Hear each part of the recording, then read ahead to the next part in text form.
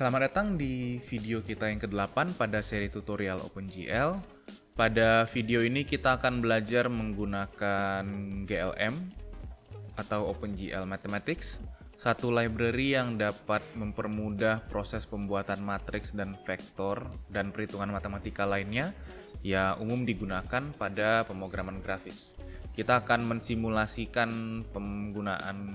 menggunakan GLM untuk mensimulasikan proses pembuatan matriks transformasi seperti translasi dan rotasi. Kemudian kita juga akan belajar bagaimana mensimulasikan kamera dengan menggunakan matriks yang dihasilkan oleh GLM. Oke, pada tutorial kali ini kita akan melanjutkan tentang dasar-dasar matematika pada pemrograman grafis ya. Jadi di tutorial sebelumnya kita sudah mengimplementasikan transformasi pada program kita dengan mengirim rotation matrix dan translation matrix ya.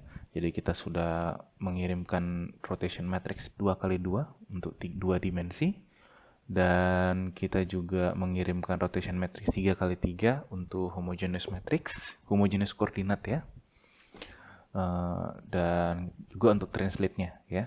Kita sudah gunakan untuk translate yang biasa, dan kita sudah gunakan untuk translation matrix 3x3-nya yang homogeneous koordinat.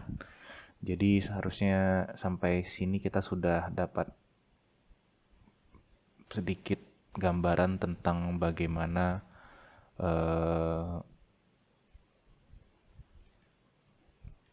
dasar-dasar matematika pada pemrograman grafis, terutama dalam pemanfaatan matriks. Oke, kita akan melanjutkan dari sana, di mana kita akan belajar lebih banyak lagi bagaimana tentang matriks itu dapat digunakan pada pemrograman grafis. Oke, jadi ketika kita menggunakan sebentar, ini agak susah melihat kursornya. Oke, jadi ketika kita melakukan penggambaran itu, ya ada beberapa hal yang harus kita perhatikan gitu ya. Yang pertama itu ketika kita mengirimkan koordinat, ya misalnya saya ingin menggambar sebuah kotak. Ya, di sini adalah titik kotaknya. Jadi berdasarkan sistem koordinat kita, kalau misalnya ini adalah X positif dan ini adalah Y positif, maka di sini misalnya sisinya 1 ya. Berarti sini, sebentar, saya cek dulu pastikan sudah record. Oke. Maka di sini adalah 1,1, di sini adalah 1,-1, di sini adalah -1,-1, dan di sini adalah -1,1. Nah, ini namanya adalah model koordinat. Apa itu model koordinat? Koordinat yang didasarkan pada titik pusat dari objek tersebut. Jadi ketika kita menentukan posisi dari keempat vertex ini, dia posisinya relatif terhadap titik pusat dari model tersebut. Makanya disebut dengan model koordinat. Oke. Nah, tetapi posisi dari objeknya tersebut bisa aja tidak berada di posisi 0,0. Misalnya posisi objeknya di sini, ya. Jadi titik pusatnya itu di sini, di mana itu kita asumsikan adalah misalnya berapa? 2,1. Ya.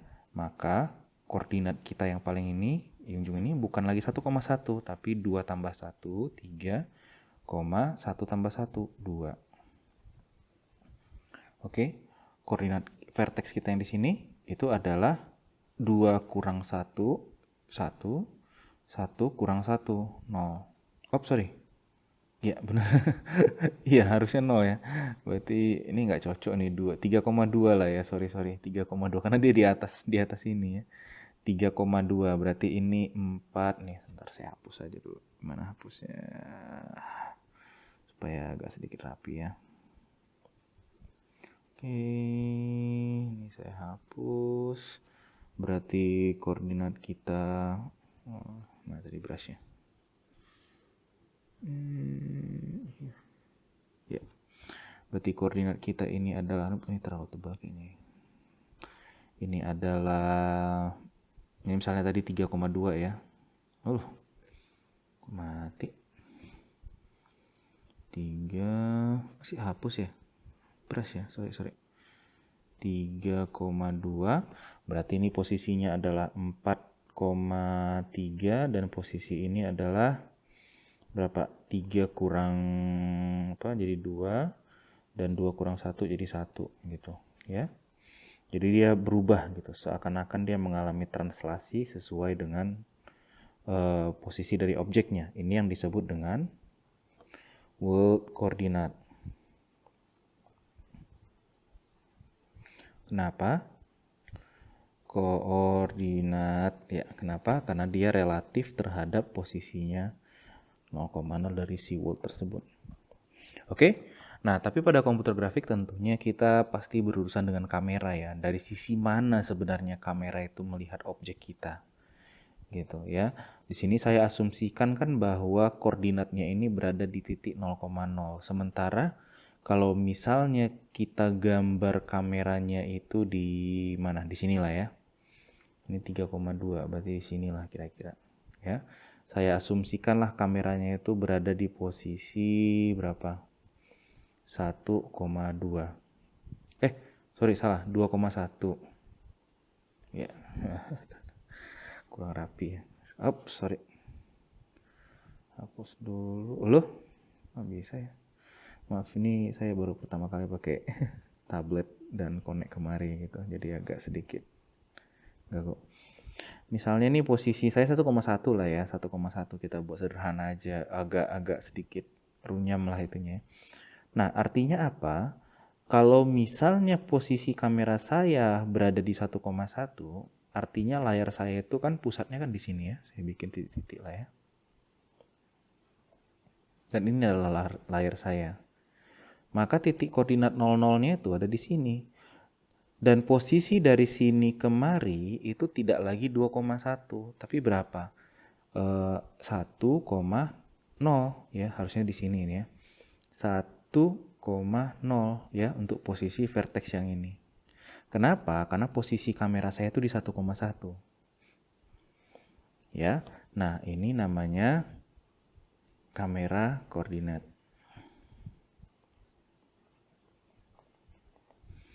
Oke. Sering juga ini disebut dengan screen space gitu ya. Di sini workspace, sini screen space. Nanti pada pemrograman komputer grafik advance itu sering disebut dengan istilah screen space. Oke, nah sudah selesai layarnya, sekarang tahap terakhir. Apa itu tahap terakhir? Projection. Apa itu projection?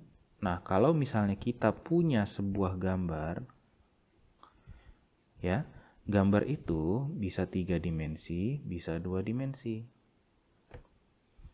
Oke, nah ketika kita mau letakkan gambarnya itu pada sebuah layar 2 dimensi, tentunya harus ada dong perbedaan 3 dimensi dengan 2 dimensi.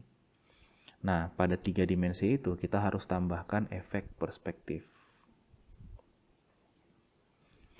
Pada 2 dimensi itu namanya efek ortografik. Kemungkinan ini kita akan pelajari di tutorial berikutnya tentang perspektif sama ortografik, tapi itulah intinya.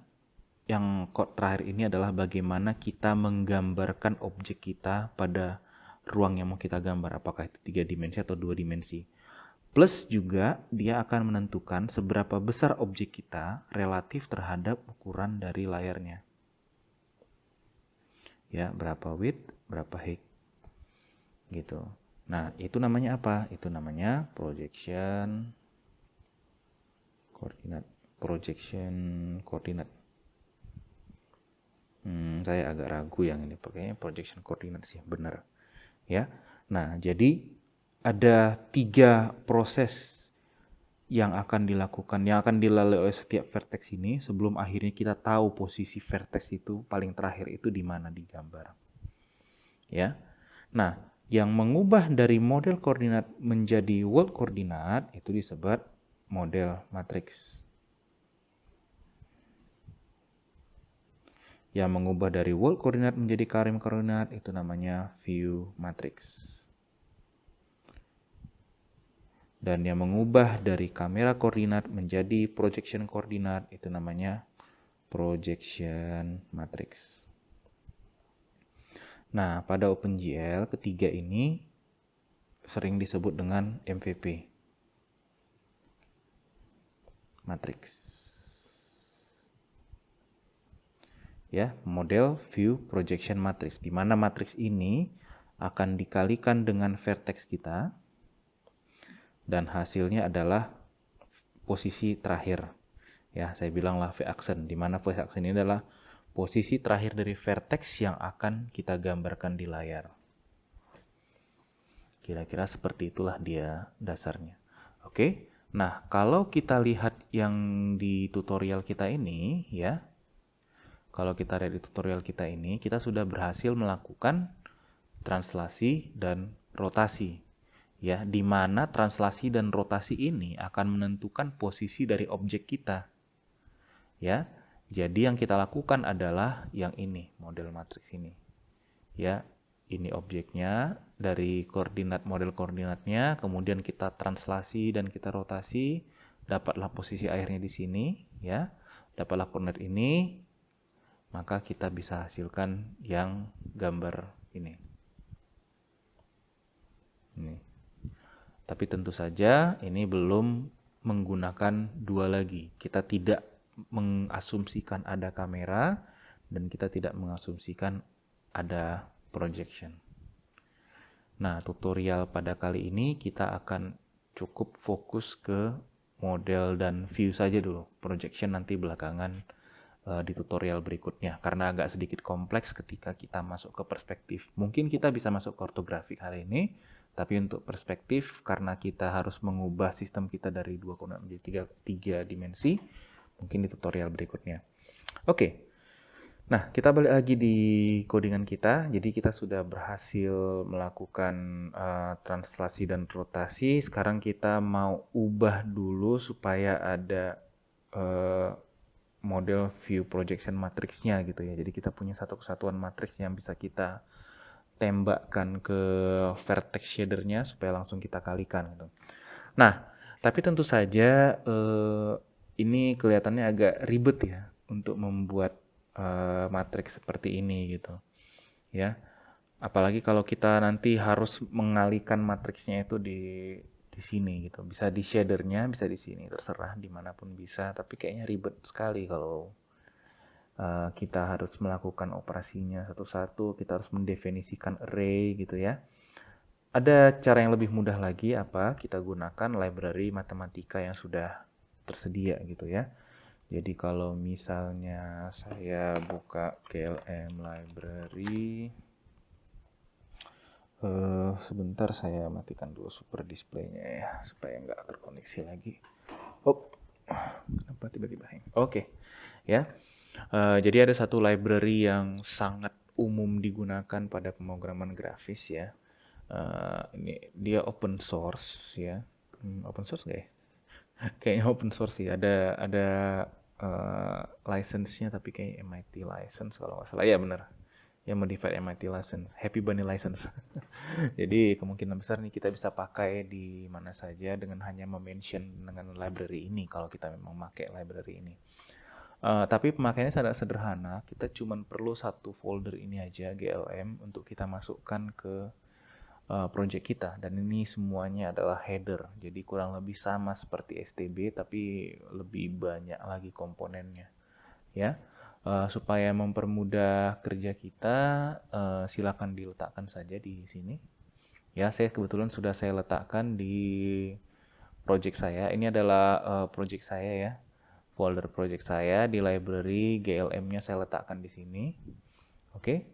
Nah, kemudian di project-nya ini belum saya include ya, jadi saya klik kanan, properties, di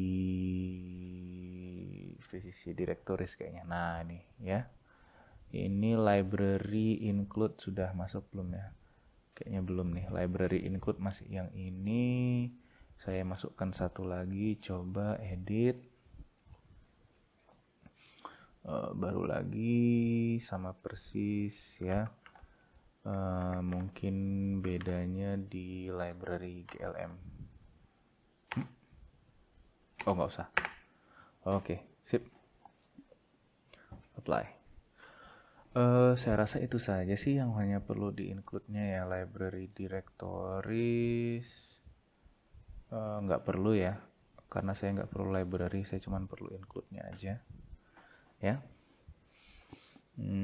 Ya, jadi kita sudah bisa pakai, coba saya lihat dulu kodenya. Ya. Mungkin supaya mudah saya bisa include di sini kali ya. GLM ini saya drag aja kemari supaya bisa saya buka dari sini projectnya.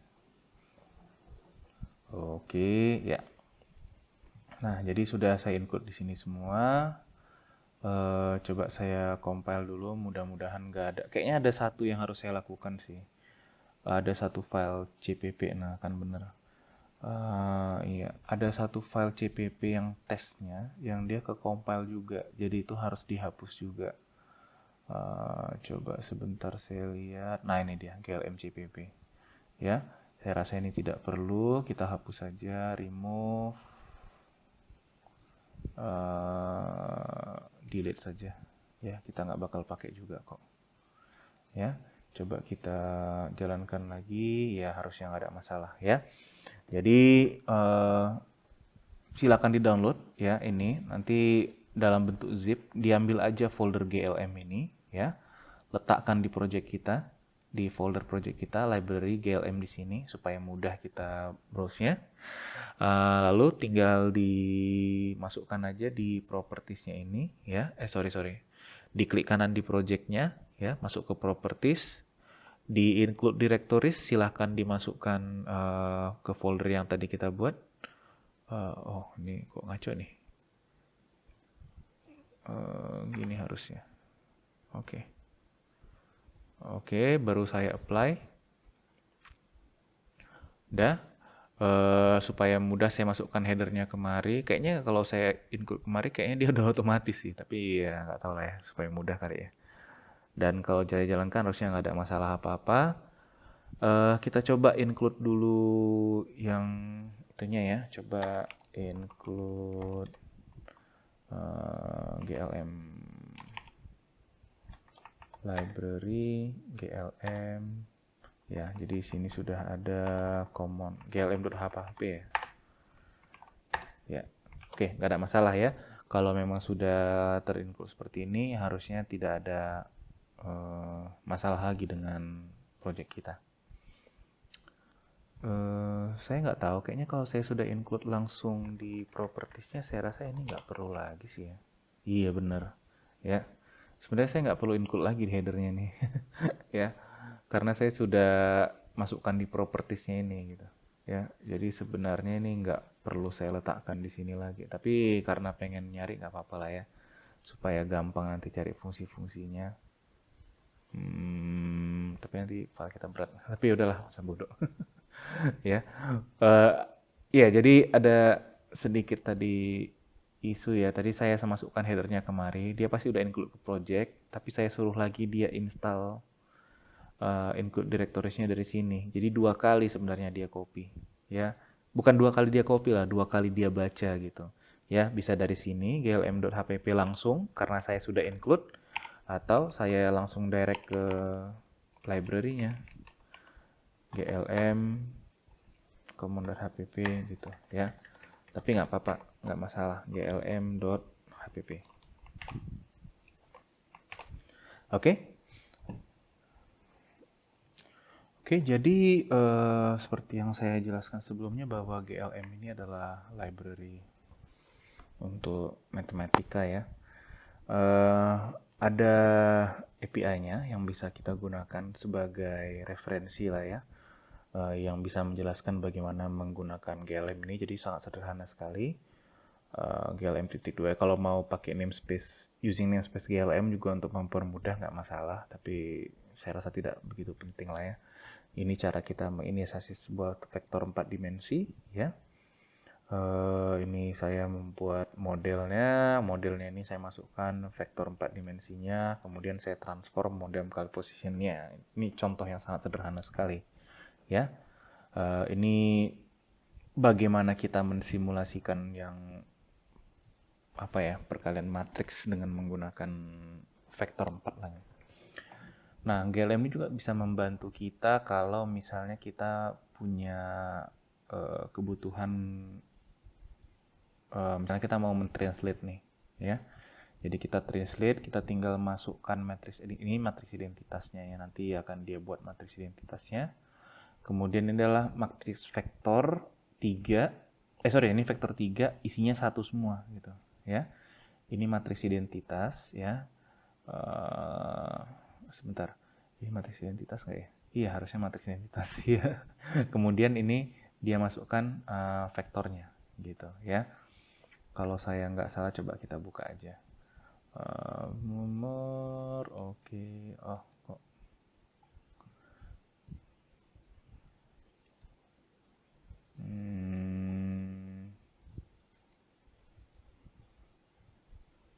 Iya, sepertinya emang kurang begitu kurang begitu bagus sih API-nya. Sebenarnya bukan begitu bagus sih, kurang gitu nyaman digunakan. Ya, tapi ini kurang lebih matriks identitas lah. Apa ini artinya? Ini artinya kalau misalnya untuk sekarang ya biarin seperti ini dulu lah. Nanti saya akan jelaskan apa ini artinya. Ya. Jadi ini kalau misalnya kita mau memindahkan posisinya dan kita translate sejauh 1,1,1 ya, inilah artinya itu ya. Baru dikalikan dapatlah hasilnya. Oke, kita akan coba dengan menggunakan matriks GLM ini ya. Kita coba konversikan dulu sistem matriks kita dengan matriks GLM ini. Jadi kalau misalnya kita lihat di contohnya, kita perlu satu header lagi, matriks transform namanya ya. Jadi kita coba include tadi dia di bawah GLM GTC ya. Jadi di bawah subfolder GTC kita nggak perlu lagi GLM-nya karena kita sudah include semua yang di dalam GLM. Jadi kita tinggal masuk ke folder GTC-nya, kemudian matrix transform .hpp. Oke, harusnya tidak ada masalah kalau namanya salah, transform. Oke, ya. Kita lihat transform kita yang ini ya. Jadi ini adalah transform kita. Kita coba define itu yang baru ya. Vektor matriks 4x4 ya. Matriks 4x4 ya. Kenapa 4x4? Nanti akan saya jelaskan. Translate math sama dengan GLM GTC dalam program GTC nggak ya? Nggak, langsung aja translate. Translate ya, saya masukkan matriksnya. Matriks yang pertama itu adalah matriks identitas, berarti saya bikin GLM mat 4x4 1,0 ya, untuk menandakan itu adalah matriks 4x4. Kemudian GLM vektor translasinya ya, vek 3 saya masukkan ini berapa nih, 0,5 sama 0,2 ya, berarti 0,5f 0,2f dan z nya saya bikin 0,0f aja ya. Saya harus masukkan z nya, kenapa? Karena kalau memang kita lihat di vertex-nya ini kita sudah menggunakan matriks 4, artinya kita selalu bicara pada ruang 3 dimensi ya, di mana 3 dimensi itu akan direpresentasikan menggunakan homogeneous matrix, berarti vektor-vektornya 4 ya. Ada 3 x, y, z, satu lagi yang w. Saya set z-nya itu adalah 0. Ya. Jadi kalau misalnya minggu lalu kita bisa memasukkan vertex, kita bisa masukkan vektor 2 dimensi dengan 2 komponen. Tapi sebenarnya waktu kita masukkan kemari, kita ubah, iya, kita ubah menjadi 3 dimensi. Kita asumsikan bahwa XY-nya aja yang berubah. Ya, Z-nya kita nggak ubah sama sekali. Sama juga waktu kita mengirim matriks 3x3 ini, sebenarnya kita nggak mengubah, kita cuman mengubah XY-nya aja. Untuk Z-nya selalu 1 untuk perkaliannya, dan untuk posisi terakhirnya kita selalu set 0,0. Ya, tapi sebenarnya kita sudah melakukan operasi pada ruang vertex ini, vector shader ini by default dia melakukan operasinya pada ruang 3 dimensi. Di mana pada ruang 3 dimensi vektor yang kita gunakan 4x1, matriks yang kita gunakan 4x4. Ya, itu makanya kenapa saya pakai matriks 4x4 translate math dan saya masukkan vektornya vektor 3. Oke. Sekarang saya sudah dapat translate math-nya. Coba sebentar kita masuk dulu ke matriks 4x4-nya. Kita lihat satu fungsinya sebentar ya. Ya, matriks ini. Saya perlu, nah ini nih. Ini. Saya perlu ininya, operator ininya. Kenapa? Karena saya harus kirim matriksnya itu dengan menggunakan address-nya kan, sama seperti ini kan. Nah, jadi saya bilang GL program uniform matrix. Kalau tadi 3FV berarti 4FV saya bikin ya, 4x4. Program you translate matrix, nanti saya timpa aja di sana, nggak apa-apa. 1 GL true, jadi sama persis prosesnya dengan yang dahulu. Kemudian saya bilang translate math, mungkin supaya enak kita bikin 4 aja sini ya. Translate math 4, saya bikin 0. Bisa nggak ya? Coba sebentar, nih dia marah nih. Kalau misalnya 00, ya bisa 00. Oke, supaya saya merujuk ke komponen yang paling pertama. Dan ini sudah disupport, operasi ini sudah disupport sama si matriks 4x4-nya ya, tadi kita sudah lihat. Oke, jadi kurang lebih seperti ini sama. Ini saya bikin aja U matriks 4 ya, supaya gampang. Oh, nggak bisa ya, ini kan ini kodenya. Oke lah, U translate matrix. Kemudian di vertex shader-nya, U translate matriksnya saya bikin matriks 4, jangan lagi matriks 3 ya. Kemudian di sini juga matriks 4, U translate matrix. Ini saya nggak pakai U rotation matrix lagi. Oh, ini nggak usah kalau gitu, saya hapus aja dulu. Ya, rotationnya nggak usah saya pakai. Kemudian vektor 4 post translate itu adalah U translate matrix dikali dengan vec 4. Ya, vec 4 posisi x, y, z dan 1,0. Oke, kita lihat di mana salahnya. Oh, nggak ada x, y, z ya. Pos itu apa nih? Pos, coba kita lihat. Pos itu adalah vektor 2 posisinya dia. Kalau gitu kita harus ubah dulu ya. Tadi kan pos ini kan vektor 2 kan. Jadi dia cuma x sama y aja. Nah, jadi kita harus bikin lagi vec 4 pos 4 lah ya. Pos 4 sama dengan vec 4, dimana nilai xy-nya itu ambil dari yang dimasukkan, nilai z-nya 0,0, nilai 1,0. Ya, berarti sini kita masukkan pos 4 x, y, z, dan nilai terakhirnya adalah, langsung saya masukkan GL position sama dengan pos 4. Oke. Sampai sini kayaknya masih sama. Oke, kita coba tulis. Harusnya ini translate-nya berhasil, rotationnya tidak ada ya. Kita udah hapus rotationnya untuk sementara ini. Harusnya tidak ada error. Iya, dia nggak kalikan ya sebenarnya. Oke, nggak apa-apa. Kita coba debug di mana kira-kira salahnya. Kita coba di sini saya hapus dulu. Saya tulis debug dulu ya. Saya tahan untuk debug. Oke, translate-nya ini coba kita lihat. Translate matrix. Oh, sorry, salah. Di sini harusnya saya tahan. Coba continue lagi. Oke, di sini. Dan saya sudah punya translate matrix ini. Coba kita lihat value-nya 111.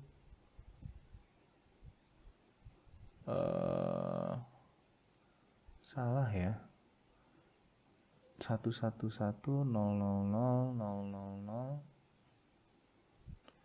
Oh, coba sebentar. Saya expand dulu.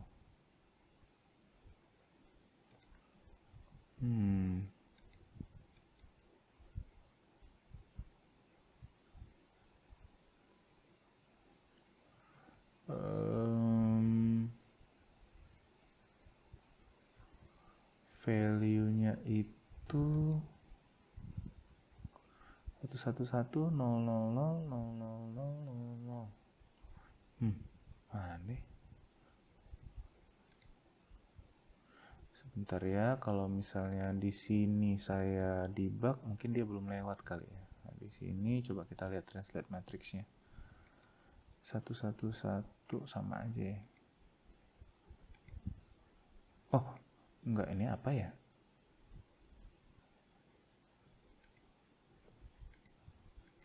Mungkin saya ada salah di inisialisasinya. Sebentar saya coba cek dulu ya, gimana inisialisasinya ya. Oke, jadi sudah saya perbaiki ya, salahnya sangat simple sekali. Tadi saya masih taruh di sini pos 4 ya kalau nggak salah ya, pos 4. Jadi ya salah lah, pos 4 itu kan yang belum ditransformasikan ya. Yang kita mau post translate sebenarnya. Jadi ini diubah menjadi post translate. Nah, satu lagi tadi saya buat di sini GL. Nah ya. Ini GL true ya, saya ngikut yang di atas ya. Coba kita tes dulu GL true. Kita jalankan. Nah, dia hasilnya ngaco dia, ya, tidak sesuai dengan apa yang kita harapkan. Kan harusnya cuma ditranslate aja ya, ini kok agak aneh dia. Karena memang hasil dari GLM ini adalah row major ya. Sementara di GLSL dia itu column major, ya.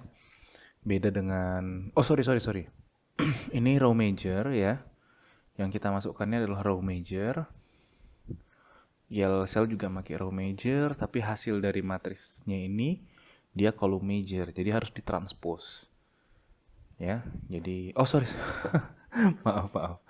Jadi ini column major, jadi hasilnya column major juga, ini nggak usah ditranspose. Jadi kita pakai false ya. Sorry, ralat. Ini yang benar. Ini adalah row major ya. Kita duluan row-nya, baru kita pindah ke kolomnya. Ya, jadi row-nya duluan ya, elemen pertama.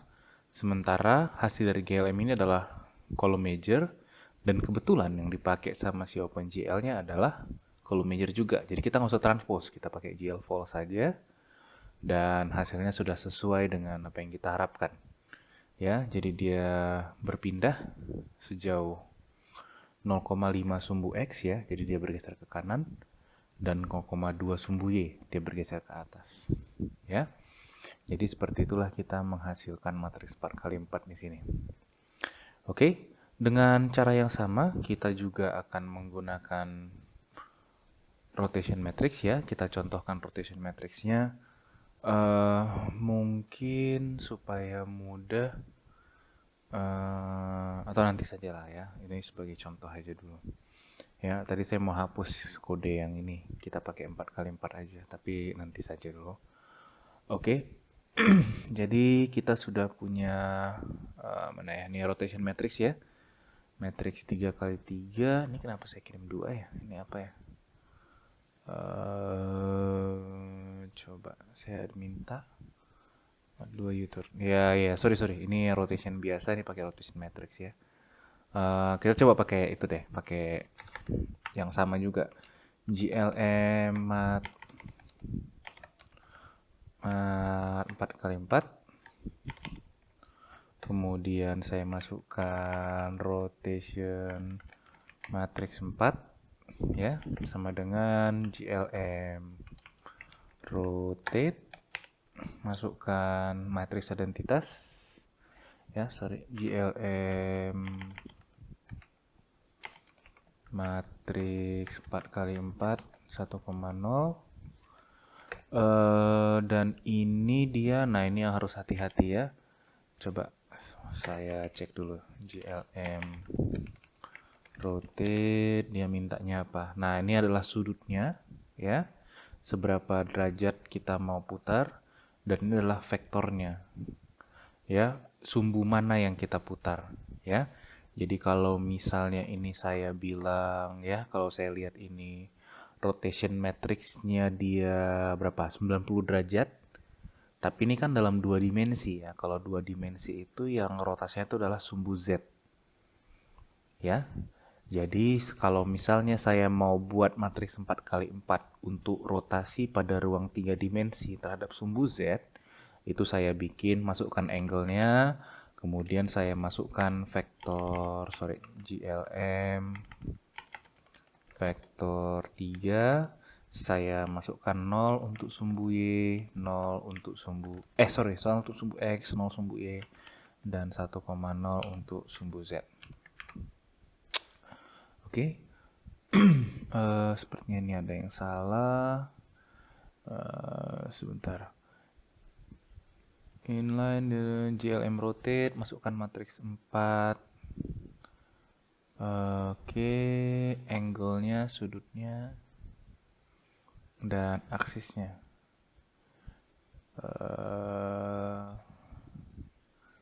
Sebentar ya, saya cek dulu, kayaknya di sininya yang salah ya. Ini angle-nya saya nggak bisa masukin GL rotate langsung ya. Ya, bisa. Ya, dia mintanya kayaknya harus itu ya. Harus trik dia floating point. Jadi saya masukkan 90,0 F baru bisa. Ya sebenarnya lebih bagus tuh kalau semua bilangan desimal saya masukkan ini adalah floating point ya, karena di GLSL kita tidak mengenal double. Oke. Saya masukkan rotation matrixnya ini, saya kirim aja langsung GL program uniform matrix 4FV ya. Masukkan programnya, kemudian saya masukkan rotation matrixnya. Ini saya masukkan aja lah, saya timpa aja lah rotation matrixnya ya. Saya kirim satu GL true, kemudian saya kirim alamatnya rotation mat 4 elemen 0. Oke. Ini dia bilang error karena emang saya salah ketik ya. Ini saya komen aja, saya nggak perlu. Ini juga saya komen supaya nggak terlalu banyak ya. Jadi mat ini saya ubah jadi mat 4 rotation matrix. Ini kayaknya saya hapus aja karena saya nggak kirim ya. Nah jadi di sini saya mau mana dulu nih, ini rotation sama translate ya, berarti saya mau kalikan di sini juga ya. Rotationnya dulu baru translate dulu ya, nanti kita lihat perbedaannya mana yang duluan. Oke, kita coba tes. Iya. Ya, salah. Yang sama lagi. Ya, saya bikin GL true padahal harusnya GL false ya. Ini hanya masalah transpose saja ya. Saya jalankan. Ini benar nggak ya? Salah sebenarnya ini. Coba kalau saya ubah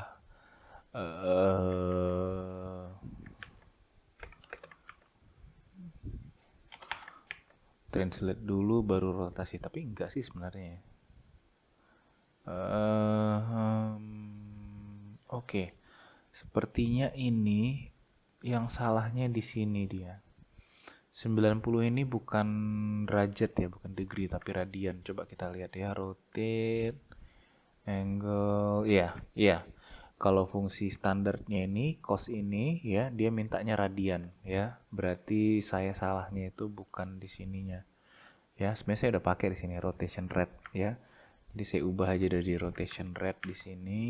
Coba saya lagi. Ya. Jadi dia udah sesuai ya dengan gambar yang kemarin ya.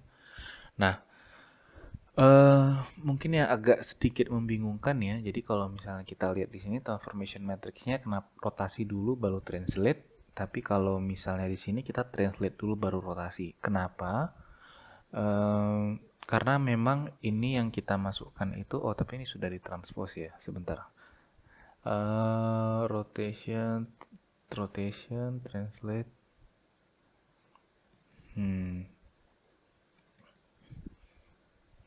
Kenapa ini dulu kemarin gini ya? Coba kita lihat dulu ya. Coba ini saya bikin new dulu. Don't save. Jadi saya punya seperti ini objeknya. Ya, kita translate dulu. Berarti dia agak ke atas. Oke. Kemudian kita rotate. Ya, berarti dia kemari. Masuk akal sih, ya. Gitu ya, baru kita rotate. Benar. 90 derajat. Oke. Ya, ini translate, ini rotate. Kalau misalnya kita rotate dulu, ya, berarti dia seperti ini. Kemudian, sorry. Ya, kalau rotate dulu jadi seperti ini, baru waktu kita pindahkan, dia pindah ke atas, sama aja hasilnya ya. Coba ya, ya kurang lebih seperti itulah ya. Jadi udah dapat lah ya, mungkin masalah mana duluan ini yang jadi kendala. Karena kebetulan kalau saya coba di sini kita translate dengan rotate tidak beda dengan rotate dengan translate. Ya. Mungkin kalau diubah ini menjadi 45 mungkin baru agak sedikit kelihatan ya. Coba saya jalankan. Ya, itu hasil dari mana dia? Rotate dulu baru translate ya.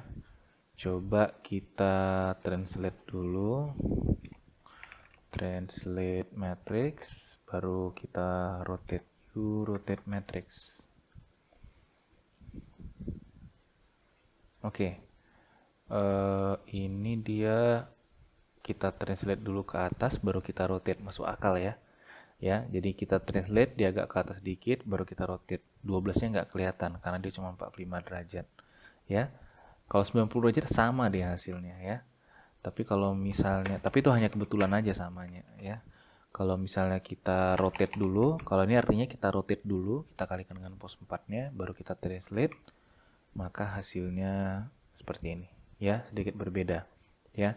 Kita rotate dulu kan dia kan, serep 45 derajat, baru kita translate ya, 12-nya agak sedikit kelihatan. Oke. Ya, saya rasa itu sudah cukup jelas ya tentang model matriksnya, dan kita sudah berhasil membuat uniform matriksnya. Mungkin satu juga ya yang bisa kita lakukan di sini. Coba saya tes dulu ya. Kita bisa masukkan translate matriksnya kemari. Oke, coba kita tes. Kalau misalnya saya masukkan translate matriksnya kemari, saya nggak perlu lagi kalikan di sini ya. Oke, coba kita jalankan, hasilnya sama atau tidak? Sama ya. Nah, tapi ini itu ya belum tentu lebih baik ya. Apa sebenarnya yang saya lakukan? Jadi sebenarnya perintah glm translate ini dia akan membuat satu matriks translate dengan cara mengubah vektor 3 ini menjadi matriks 4x4, kemudian dia akan kalikan dengan matriks yang di parameter yang pertama. Kebetulan ini parameter pertamanya adalah identitas. Ya. Nah, pada program kita mau translate lalu kemudian rotate. Artinya apa? Matriks rotate ini akan dikalikan dengan translate. Nah, jadi sama aja kalau misalnya tadi kita bikin mana tadi sini ya. Kalau misalnya tadi kita bikin sini matriks identitas, kita harus kalikan lagi dua-duanya di sini. Tapi bisa saya masukkan hasil dari translate matriksnya itu kemari, supaya nanti hasil dari rotation matriksnya itu langsung dikalikan dengan hasil dari translate matriksnya, sehingga kita dapatlah matriks finalnya. Nah, di vertex shader kita nggak perlu kalikan lagi. Ya, kita langsung pakai aja, hasilnya pasti sama. Nah, Apakah ini lebih baik atau lebih buruk? Itu pertanyaan yang bagus juga. Kenapa? Karena program kita ini yang mengerjakan adalah CPU. Ya, vertex dan fragment shader itu akan dijalankan oleh GPU. Jadi tinggal pertimbangan aja, beban mana nih yang mau kita ringankan? Apakah beban CPU-nya atau beban GPU-nya? Secara apa ya? Secara perhitungan pasti metode ini akan lebih cepat, lebih sedikit membutuhkan perhitungan perkalian matriks. Kenapa? Karena ini kan matriks identitas kan. Ini kan berarti kan kita bikin matriks translate, kita kalikan dengan matriks identitas. Kita bikin matriks translate, kita kalikan dengan matriks identitas. Kalau misalnya sebelumnya tadi ya. Kemudian di vertex shadernya kita kalikan. Jadi kan istilahnya 3 kali perkalian matriks kan. Tapi kalau misalnya seperti ini, kita cuma butuh 2. 1, 2, di sini nggak perlu kita kalikan lagi. Ya, kita tinggal pakai aja matriksnya. Baru kita kalikan dengan vertex 4. Nah, tapi GPU ini dirancang untuk optimal untuk melakukan perkalian matriks. Perhitungan matriks itu dia sangat paralel sekali operasinya. Jadi secara arsitektur akan lebih cepat kalau perkalian matriks itu dilakukan di sini gitu. Semua perkalian yang bersifat matriks lah gitu ya, matriks dan vektor itu akan lebih cepat kalau dilakukan di GPU secara arsitektur, belum tentu lebih cepat juga gitu ya. Dibandingkan dengan CPU yang lebih apa ya, sangat serial gitu ya. Lebih baik dalam hal perhitungan serial gitu. Ya. Jadi tergantung beban mana yang lebih berat gitu. Ya, biasanya dalam development aplikasi komputer grafik itu dilihat tuh CPU-nya berapa bebannya, GPU-nya berapa bebannya, baru cobalah dialihkan beberapa dari GPU ke CPU atau CPU ke GPU gitu, ya. Dalam hal ini tentunya kita mengalihkan perkalian vektornya, perkalian matriksnya di CPU ini berarti ya. Dan GPU-nya kita nggak ada perkalian apa-apa gitu. Oke. Itu untuk model matriksnya. Berikutnya kita akan coba melihat tentang projection matrix lah ya. Untuk view kita nggak usah lihat dulu projection matrix, atau boleh sih untuk view ya. Kita coba lihat untuk view lah. Oke, jadi ketika kita ingin mensimulasikan kamera, kita harus ngerti dulu ya sebenarnya kamera itu apa sih. Bagaimana, apa sebenarnya yang terjadi ketika kita memanipulasi kamera. Misalnya saya punya sebuah koordinat seperti ini, ya ini adalah X positif dan ini adalah Y positif. Ini adalah objek saya, misalnya berada di posisi 4,4 lah misalnya. Dan ini adalah kamera saya, berada di posisi 4,2 misalnya. Ya, dan dia mengarah ke atas sana. Berarti objek yang saya gambar ini ya, karena kameranya mengarah sini, tergantung dari orientasi kameranya, mungkin dia bakal menggambar di misalnya ini lah ya kamera saya ya, dia ngarahnya ke sana lah ya. Berarti sekarang sistem koordinat kamera saya itu seperti ini ya. Ini adalah Y positifnya dan ini adalah X positifnya. Berarti posisi objek yang di sini itu berada di posisi 0 ya, karena X-nya itu 0, oke, koma 2 gitu. Ya, berarti dia sudah transform ke 0,2 dengan asumsi dia mengarah ke posisi yang sama gitu. Nah, ketika saya gerakkan kameranya ke kiri ya, misalnya di posisi 3,2 ya, maka posisinya itu sekarang berada di sini lah ya, misalnya di sini. Maaf ya, agak sedikit kacau gambarnya. Oke. Nah, kalau kita lihat posisinya ini sekarang yang baru itu bukan 0,2 lagi, tapi adalah 1,2. Ya. Dari sini kita bisa lihat bahwa ketika kamera kita itu berubah X-nya sebanyak 1 unit, maka unit kita bertambah sebanyak 1 unit. Dan itulah sebenarnya logika dari kamera itu jika dihubungkan dengan translasi gitu ya. Ini kita hanya membahas perpindahan kamera translasinya saja gitu. Oke. Nah, tapi tentu saja kamera tidak hanya itu saja ya. Jadi kalau misalnya kita ngomong tentang kamera, ada beberapa hal lagi yang harus dipertimbangkan. Misalnya ini adalah kamera saya gitu ya. Eh, jadi posisinya itu pasti ada minimal tuh ada 3 komponen ya. Yang pertama adalah posisi, yang kedua adalah target atau biasa juga disebut dengan look at. Yang ketiga adalah up ya. Mungkin ini saya bikin kayak gini lah up-nya ya, up. Ya. Misalnya saya gambar dalam ruang 3 dimensi lah. Misalnya inilah kamera saya gitu ya. Oops, sorry. Nah, jadi kalau misalnya ini adalah look at-nya, ini adalah posisinya, up-nya itu atasnya kemana gitu ya. Ya, look at position. Ya, jadi biasanya di mana-mana itu kalau misalnya kita berurusan dengan 3 dimensi gitu ya, pada ruang 3 dimensi, itu pasti selalu seperti ini. Kalau misalnya pada 2 dimensi kayaknya look at-nya itu kurang sebenarnya pengaruh juga sih, tapi nggak kelihatan lah karena tidak ada efek perspektifnya ya. Tapi kalau misalnya pada ruang 3 dimensi itu pasti kelihatan. Nah, jadi kalau dalam menentukan kamera, kita pasti menentukan 3 komponen ini. Oke, nah jadi seperti yang saya bilang tadi, ada 2 pendekatan yang bisa kita lakukan untuk kamera. Yang pertama adalah kita bisa negasikan translasi dari kamera itu, posisi kamera, dengan translasi dari objeknya. Agak ribet karena kita nanti sangat terbatas dengan rotasi kamera ya, kita nggak bisa menentukan look at-nya gitu ya. Yang kedua adalah kita pakai look at sendiri gitu ya. Jadi GLM look at ini tujuannya adalah satu, kita masukkan ketiga komponen yang dibutuhkan oleh kamera, position, look at, sama up ya. Jadi kalau kita lihat komennya, dia butuh 3 buah vektor ya. Vektor pertama adalah posisi matanya, eye ya. Vektor kedua adalah center, mengarah kemana, tujuannya kemana. Yang ketiga adalah up-nya, dia atasnya itu kemana ya.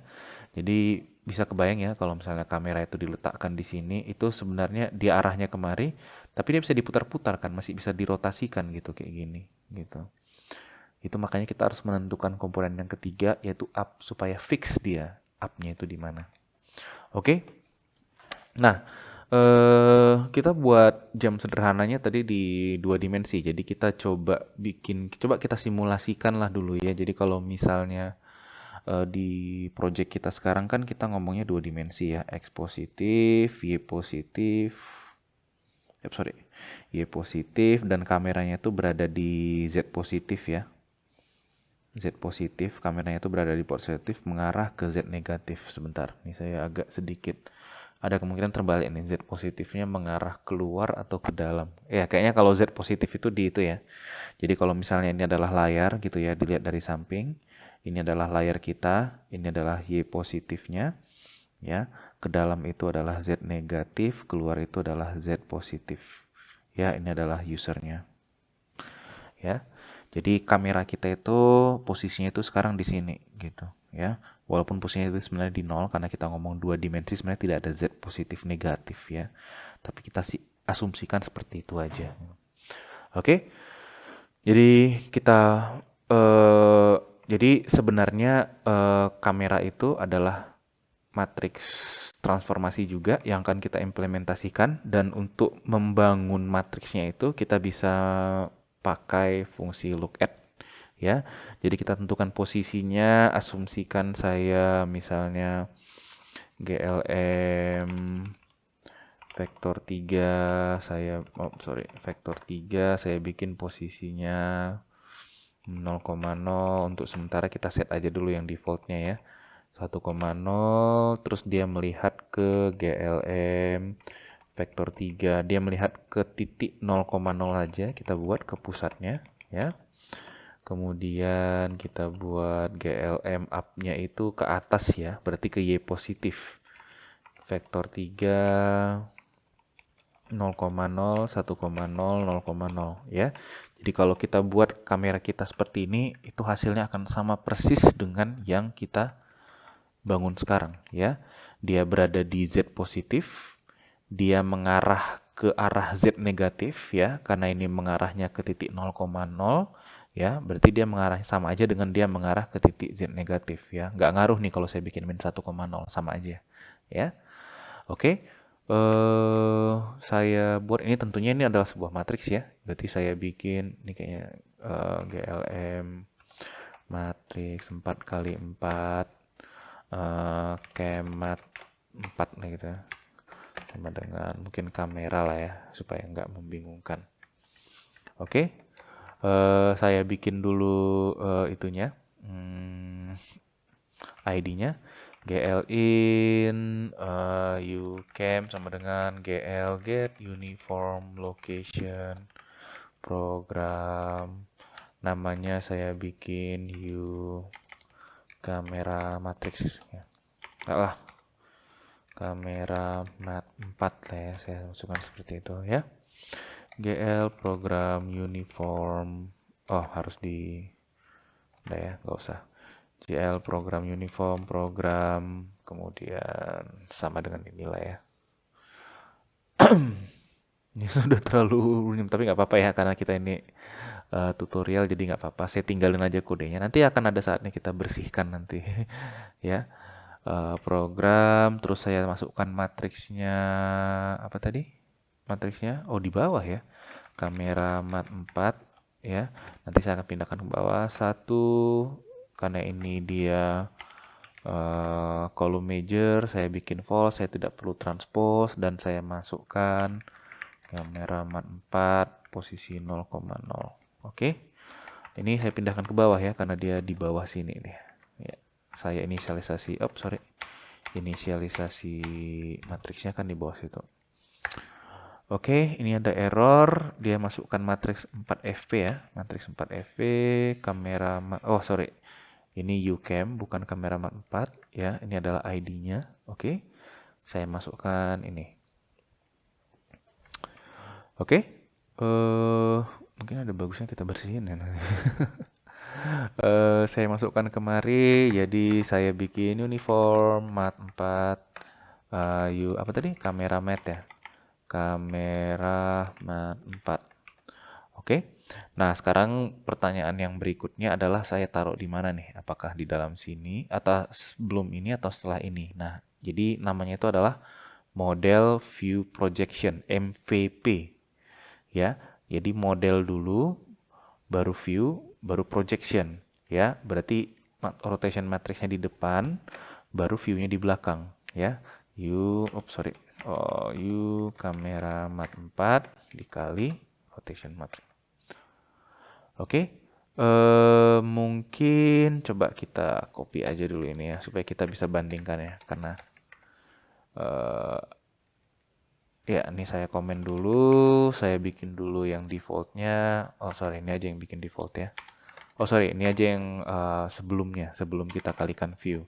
Ya, kita lihat dulu gimana gambarnya sebelum kita tembak kamera. Oke, seperti itu ya. Nah, sekarang coba kita kalikan dengan look at. Sama ya, berarti sudah sesuai dengan posisinya. Jadi, karena emang kita setting kameranya itu kan posisinya sama dengan yang sekarang ya. Dia di posisi Z positif mengarah ke Z negatif atau 0,0 ya, dengan posisi up-nya di atas. Sekarang coba kita balikkan. Misalnya posisi up-nya kita bikin ke bawah. Harusnya dia terbalik 180 derajat gitu ya. Jadi terbalik dia. Nah, jadi seperti ini dia. Ya. Oke. Sekarang coba kita geser kameranya ke samping gitu ya. Ke samping, misalnya ke kameranya kita geser ke kanan. Ya, jadi saya pindahkan ini ke 0,5 f. Oh, sorry. Ngaco nih. 0,5 f. Ya, berarti ini kameranya ke kanan sejauh 0,5 unit. Seperti yang saya bilang tadi, ketika kameranya bergerak ke kanan, maka itu sama dengan objeknya bergerak ke kiri. Ya, jadi kita bisa lihat nanti jamnya bergerak ke kiri. Ops, sebentar, ada kesalahan sepertinya, agak ngaco ini. Kenapa ini jadi kepotong? 0,5 f, coba saya lihat ini batasnya. Oh iya, benar, benar, benar. Ini masalahnya, ya. Jadi coba kita kembali lagi ke whiteboard. Bukan whiteboard sebenarnya, white MS Paint. Ya. Jadi ini tadi yang pertama, ya. Kita set kameranya dan dia mengarah ke, mari look at-nya. Oke, tadi yang saya simulasikan yang keduanya apa? Saya geser kameranya itu ke kanan, ya. Jadi X-nya saya tambahin, saya geser ke kanan. Oke. Nah, saya kira tadi dia bakal tetap kayak gini lurus, tapi kan enggak kan? Look at-nya kan tetap kan? Jadi bukan kayak gini sebenarnya. Look at-nya nggak kita ubah, jadi kameranya itu bakal mengarah seperti ini. Karena look at-nya itu nggak berubah. Ya, kan ini dia look at-nya 0,0,0. Ini kameranya 0,5, sorry 0,0 dan 1,0. Ya, jadi dia agak skew gitu, agak miring dia gitu ya. Nah, kenapa tadi kepotong? Karena memang kita ngomongnya dalam 2 dimensi, jadi mungkin dia kepotong pada itunya ya. Nantilah kalau 3 dimensi nanti mungkin kelihatannya bakal benar gitu ya. Nah, jadi kalau misalnya saya mau geser semua ke kanan gimana? Ya look at-nya juga harus saya geser. Kalau misalnya posisi kameranya berubah, ya, yang saya mau tadi itu sebenarnya adalah seperti ini, ya. Ini kameranya berada di posisi 0,5, 0,0, 1,0 dan ini adalah look at-nya. Ya, posisi look at-nya juga harus kita translate di mana? 0,5 juga, 0,0, 0,0 gitu ya. Jadi sekarang look at-nya harus kita ubah juga 0,5. Oke, coba kita lihat gimana hasilnya. Baru dia benar ya. Tadi kan kepotong dia sedikit di sini kan waktu sebelum kita masukkan kameranya. Ketika kita geser ke 0,5, posisinya pas nih sekarang nih. Ya, coba kita balikkan lagi Y-nya deh ya. Kalau sini kan Y-nya, coba ya, ini kan Y-nya 0,2 kan. Nah, berarti dia agak ke atas. Kalau misalnya saya mau balikkan ke posisi yang pasnya, pas di tengah, berarti saya harus naikkan juga kameranya, ya. Naikkan juga kameranya, saya bikin 0,2 di sini. Jangan lupa look at-nya juga saya naikkan supaya dia nggak mereng dia. Oke,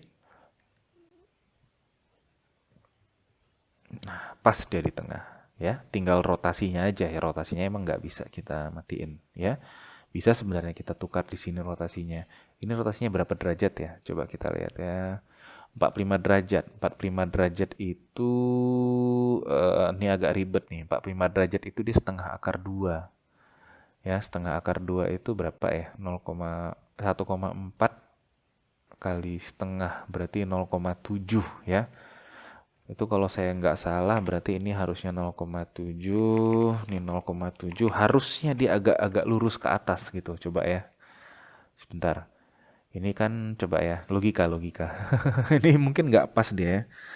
Setengah akar 2 itu kan berarti setengah dikali kira-kira 1,4 lah ya. Berarti kurang lebih 0,7 ya.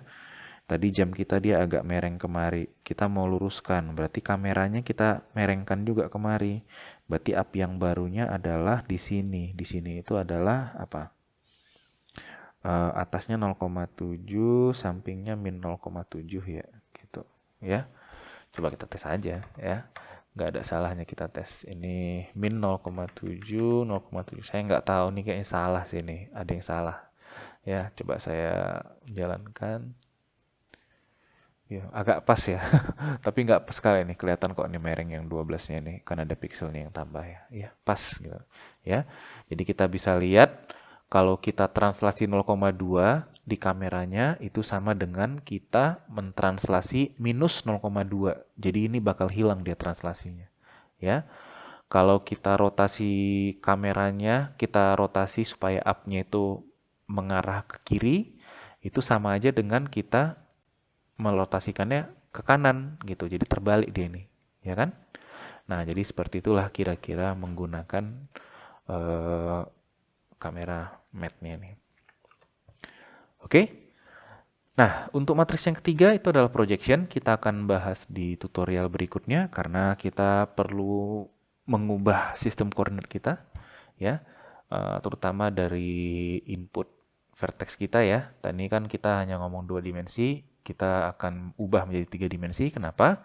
Karena di projection kita juga akan sekaligus membahas tentang perspektif. Saya rasa itu saja untuk tutorial kali ini. Kita sudah membahas tentang model matriks, sudah membahas dengan view matrix. Kita sudah berhasil menggunakan GLM sebagai alat bantu kita, dan kita sudah mensimulasikan look at. Terima kasih, sampai ketemu di tutorial berikutnya.